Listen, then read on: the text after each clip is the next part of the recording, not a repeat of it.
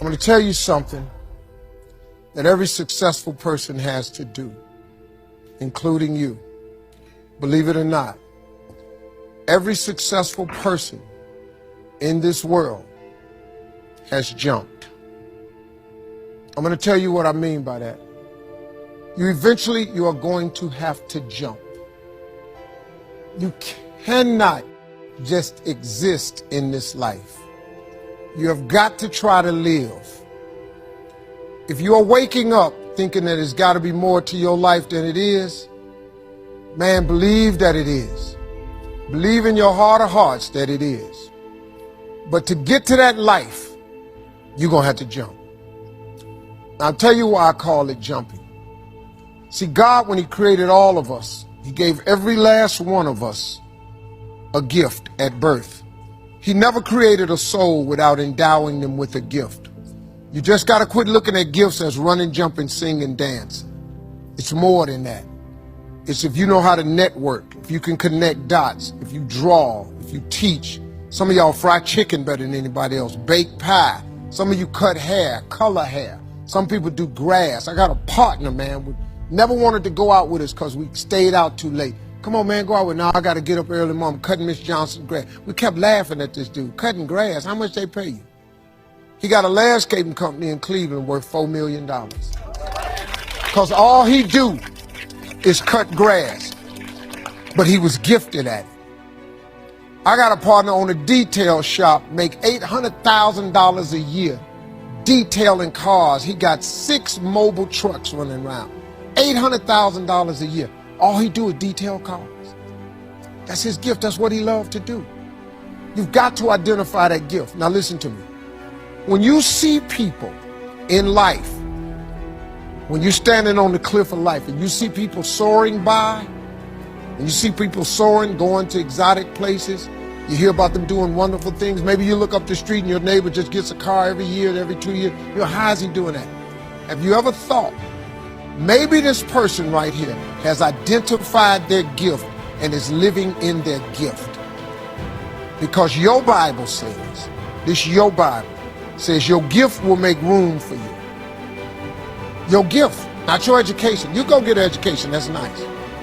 But if you don't use your gift, that education only gonna take you so far. I know a lot of people got degrees, man, they ain't even using it. It's your gift. But the only way for you to soar is you got to jump. You got to take that gift that's packed away on your back. You got to jump off that cliff and pull that cord. That gift opens up and provides the soar. If you don't ever use it, you're going to just go to work. And if you're getting up going to work on a job every day that you hate going to, that ain't living, man. You just existed. At one point in time, you ought to see what living's like. But the only way to see what living like, you got to jump. And here's the problem. Let me just be real with you. When you first jump, let me tell you something. Your parachute will not open right away. I'm sorry. I wish I could tell you it did, but it don't. When you jump, it's not going to open right away. You're going to hit them rocks. You're going to get some skin tore off on them cliffs. You're going to get all your clothes tore off. You're going to get some cuts on you. You're going to be bleeding pretty bad. But eventually, the parachute has to open. That is a promise of God. That ain't a theory, that's a promise. His promises is true, because listen to me. You cannot name one single thing God has not gotten you through. Name it.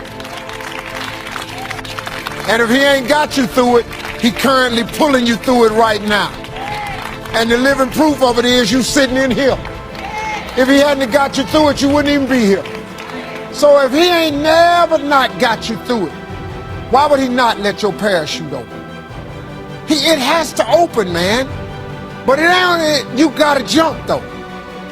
Now, here's another thing. You can play it safe and deal without the cuts and the tags. And you can stand on that cliff of life forever safe. But if you don't jump, I got another promise I can make you. Your parachute will never open. You'll never know. You'll never know what God really has for you. See, your God has a wonderful life for you. Once again, I'm going to refer to your Bible. Now, you go down there, you memorize these scriptures, you don't apply them to yourself. Your Bible says that he comes to give you life and give you life more abundantly. If I were you, I would jump. Because that's the only way to get to that abundant life. You got to jump, man. You got to take a chance. Now, when I get through talking, there are those of you who discuss this in the car. Well, I got bills, and I got bills. Whether you stay on the cliff or you jump, you're going to have bills. Well, if I quit my job, I'm going to ruin my credit. If you got a job, you live in check to check. Even if you got A1 credit, you can't buy nothing else, no damn way. At one point in time, man, do yourself a favor. Go see what God really do. God hold you up, man. He ain't gonna let you fall. He ain't bring you this far to let you fall. Do yourself a favor, man. Before you leave this world, before you die, jump. Just jump one time. My mother was a Sunday school teacher for 40 years when she was living. She used to always tell me, she said, God blesses you to become a blessing. I didn't get it back then because I ain't had nothing. So he blessed me. Mama, we ain't got nothing. She said, but one day, son, you're going to be different. I'm standing here today because I learned something. I just try to tell people some real basic stuff to succeed. You do not have to be educated to succeed. So you can quit beating yourself up about your lack of education. Education ain't in the Bible. Harvard ain't in there. UCLA ain't in there. Now, if you want to be a doctor, lawyer, scientist, dentist, you got to go to school. We understand that. But if you're gifted with your hands of healing, you do that. But what about if you like me? What if you like you? What if you ain't a school person? What you gonna do? Suppose you got a learning disability. Suppose you dyslexic. Suppose you just don't get it.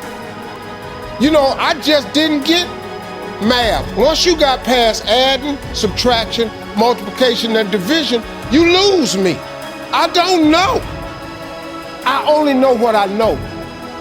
I learned to identify this gift of mine, and this gift has made room for me. Now, I've told you that, but here is the other thing.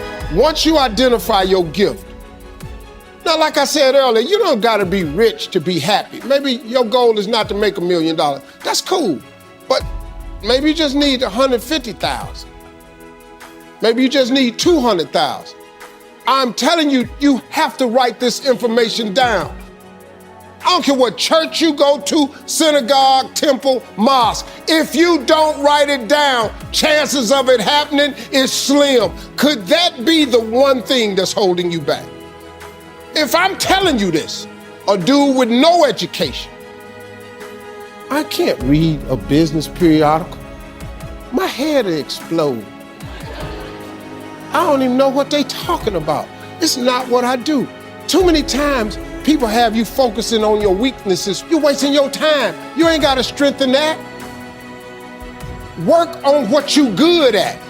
If you focus on what you good at, you'll make enough money. You hire somebody to be what you ain't. I got all kind of people read numbers and contracts and all that because I can't do it. But I hire them. Listen, man, you've got to write this information down. These are things you can do today that ain't got nothing, you don't need nobody's permission to succeed. To get to God, you ain't got to check with nobody.